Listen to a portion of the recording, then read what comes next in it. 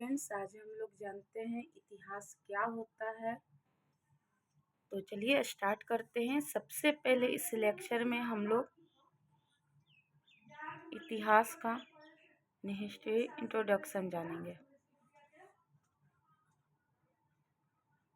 Introduction, ठीक है। इस लेक्चर में हम लोग क्या क्या जानेंगे मैं यहाँ लिख देती हूँ। सबसे पहले तो हम लोग जानेंगे इतिहास क्या है, ठीक है। सबसे पहले इस लेक्चर में जानेंगे इतिहास क्या है। इसे जानने के बाद हम लोग जानेंगे कि इतिहास के लेखन को लेके क्या क्या मत है, ठीक है।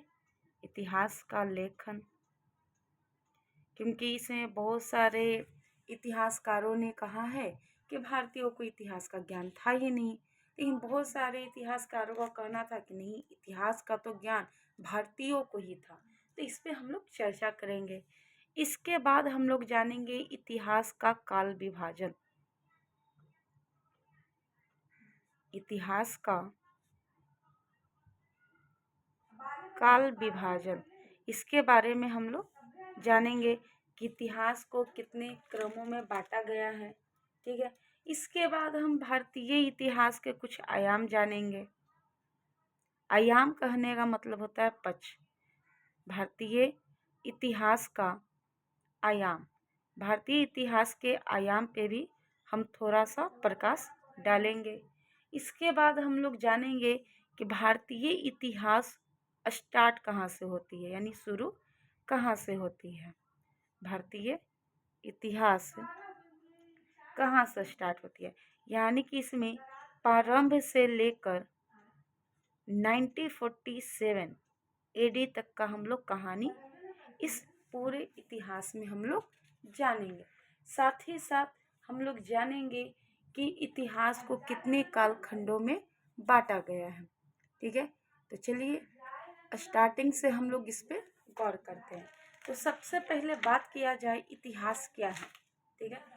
तो कह सकते हैं कि अतीत के समस्त पक्षों का अध्ययन, यानी हमारे अतीत में, हमारे पास्ट में जितने भी घटनाएं हुई हैं उन सभी का जब अध्ययन करते हैं उसे हम इतिहास कहते हैं।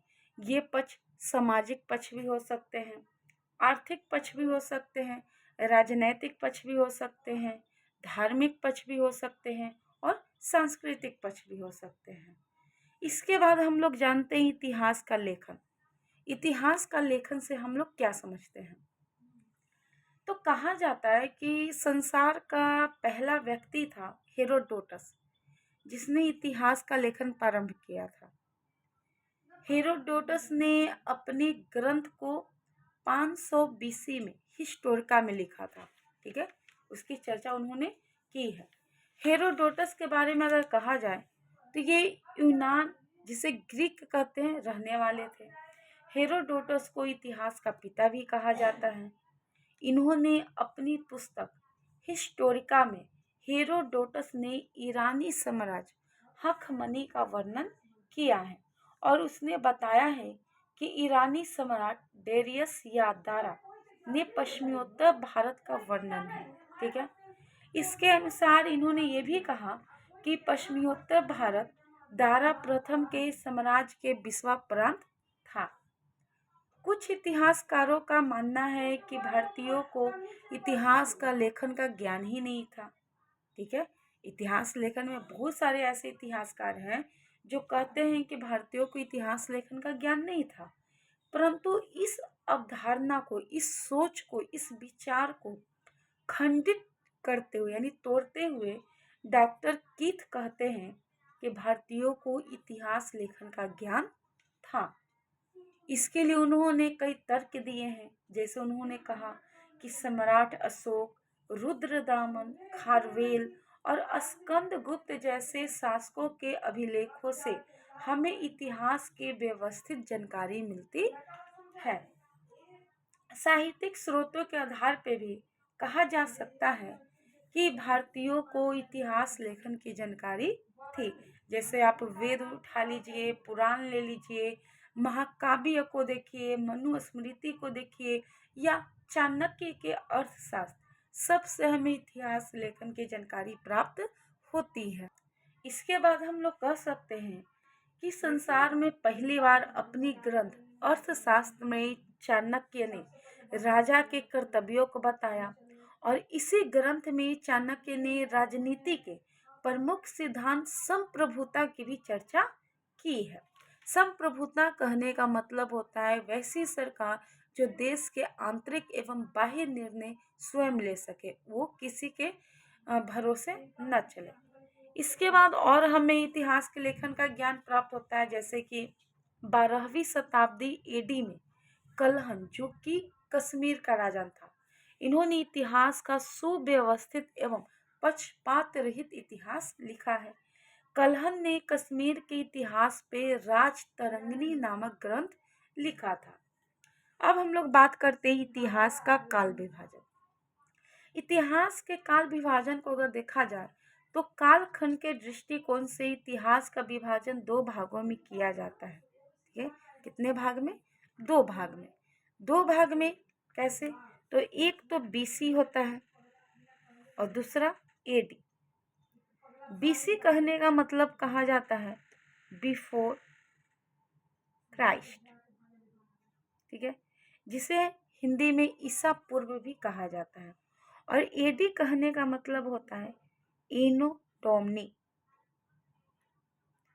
जिसका कहने का मतलब होता है ए ईयर ऑफ गॉड या आफ्टर डेट, यानी कि ईसा, यानी कि यह एक लैटिन भाषा है। आज या वर्तमान का कैलेंडर का बात हम लोग करें तो ग्रेगोरियन कैलेंडर है, ठीक है।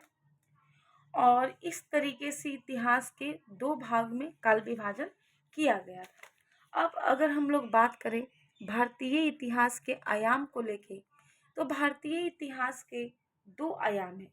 एक होता है उज्जवल पक्ष, जिसे ब्राइट एक्सपेक्ट कहते हैं, और एक होता है अंधकारमय पक्ष, यानी जिसे डार्क एक्सपेक्ट कहते हैं।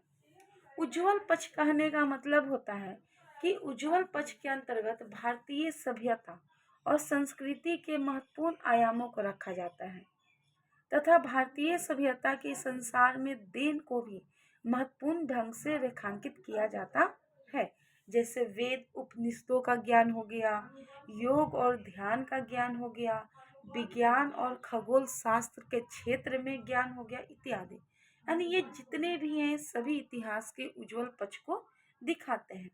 लेकिन अगर हम लोग अंधकारमय पक्ष का बात करें तो लोग आज भी यह कहते हुए मिल जाते हैं कि अतीत ही वर्तमान की अपेक्षा उत्तम काल था, परंतु हमारी अतीत में, हमारे पास्ट में कुछ बुराइयां भी विद्यमान थी, जैसे महिलाओं की दयनीय स्थिति, सती प्रथा, बाल विवाह, विधवा विवाह पे रोक एवं जन्म के आधार पे ही वर्ण विभाजन।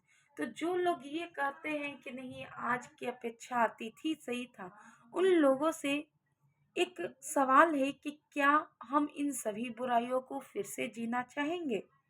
तो आप खुद ही यह कह सकते हैं कि नहीं, हमें इतिहास के गौरवमय पक्षों को अपनाना चाहिए और बुराइयों से सीख लेनी चाहिए। देखिए, कहने को तो कुछ भी कह सकते हैं कि हमारा अतीत बहुत अच्छा था, लेकिन जिन व्यक्तियों पे गुजरता है उनसे पूछना चाहिए, उनको उस तरीके से एक बार जो लोग कहते हैं उन्हें वैसा एक दिन का भी लाइफ देना चाहिए, तब वो डिसाइड कर पाएंगे कि आज का लाइफ अच्छा है या पहले का लाइफ अच्छा है, ठीक है। इसके बाद हम लोग भारतीय इतिहास को तीन कालखंडों में विभाजित करते हैं। तीन कालखंडों में इसे विभाजित करते हैं। सबसे पहले प्रागैतिहासिक काल, प्रागैतिहासिक काल जिसे प्री हिस्टोरिकल पीरियड कहते हैं, और इसका टाइम है 2,50,000 बीसी से 2500 बीसी तक, ठीक है। इसके बाद एक आता है आध ऐतिहासिक काल, आध ऐतिहासिक काल, इसे प्रोटो हिस्टोरिकल कहते हैं, और ये 2500 बीसी से 600 बीसी तक जाती है। और इसके बाद एक और आता है काल जिसे कहते हैं ऐतिहासिक काल। ऐतिहासिक काल, और ये 600 बीसी से 1947 एडी तक आती है। तो सबसे पहले हम लोग प्रागैतिहासिक काल के बारे में जानते हैं। तो इस काल का अध्ययन पुरातात्विक स्रोतों पर निर्भर होता है। पुरातात्विक स्रोत कहने का मतलब होता है कि जो हमें उत्खनन से प्राप्त हो, जैसे मनुष्य के द्वारा उपयोग किए गए कोई उपकरण, अस्थियां, ठीक है, अस्थियां मतलब हड्डियां इत्यादि। इस काल को हम लोग पाषाण काल भी कहते हैं। इस काल को क्या कहा जाता है? पाषाण काल। इस काल में मनुष्य सभ्य नहीं था, यानी उन्हें संस्कृति ये सब के बारे में कुछ भी पता नहीं था। प्रागैतिहासिक काल या पाषाण काल को 3 कालों में विभाजित किया जाता है। जैसे इसे सबसे पहले पूरा पाषाण काल कहते हैं, जो 2,50,000 बीसी से 10,000 बीसी तक चलते हैं। फिर आते हैं मध्य पाषाण काल, जो 10,000 बीसी से 6,000 बीसी तक चलते हैं। और थर्ड में होते हैं नव पाषाण काल, जो 6,000 बीसी से 2,500 बीसी तक चलते हैं। इसके बाद बात करें आद्य ऐतिहासिक काल, तो इस काल का अध्ययन पुरातात्विक और लिखित स्रोतों पर निर्भर है, अर्थात इसमें हमें लिखित स्रोत भी उपलब्ध है, यानी लिखा हुआ मिला, लेकिन उन्हें हम पढ़ नहीं सकते। इस काल के अंतर्गत 2 सभ्यता आती है।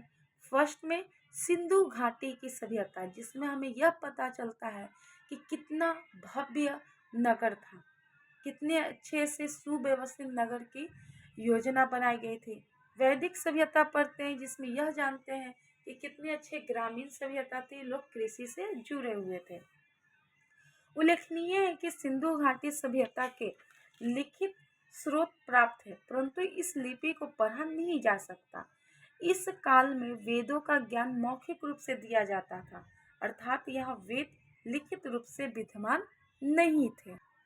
अब हम लोग जानते हैं ऐतिहासिक, ठीक है। तो इस काल का अध्ययन पुरातात्विक, साहित्यिक एवं विदेशी यात्रियों के विवरण पर आधारित है, यानी इसे हम उत्खनन के द्वारा, लिखा हुआ, या जो विदेशी लोग हमारे देश में आए घूमने फिरने, इस सभी आधार पे हमें यहाँ पे प्रूफ मिलते हैं।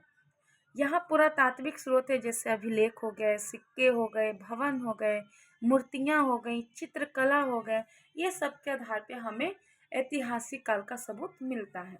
ऐतिहासिक काल को 3 भागों में विभाजित किया जाता है। फर्स्ट में प्राचीन भारत, ठीक है, अगर हम इसे दिखाएं तो फर्स्ट में होता है, तो अगर हम लोग ऐतिहासिक काल को डिवाइड करें, इसे 3 पार्ट में डिवाइड करते हैं। फर्स्ट में आता है प्राचीन भारत, फर्स्ट में प्राचीन भारत, जो कि 600 बीसी से 712 एडी तक चलती है। इसके बाद आता है मध्यकालीन भारत, मध्यकालीन भारत,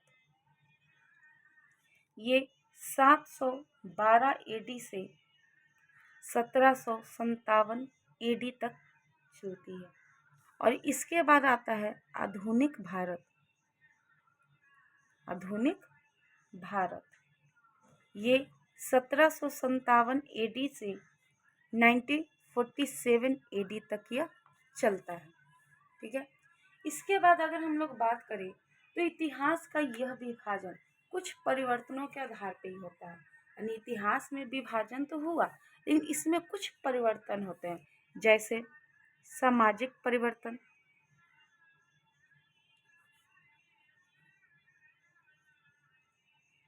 सामाजिक परिवर्तन, और हम लोग बोल सकते हैं आर्थिक परिवर्तन, आर्थिक परिवर्तन, राजनैतिक परिवर्तन, राजनैतिक परिवर्तन, ठीक है। धार्मिक परिवर्तन भी हो सकता है, धार्मिक परिवर्तन, एवं सांस्कृतिक परिवर्तन, एवं सांस्कृतिक परिवर्तन, यानी बहुत सारे ऐसे परिवर्तन हैं जिसके वजह से इतिहास का विभाजन होता है। तो कल के लेक्चर में हम लोग जानेंगे सिंधु घाटी सभ्यता।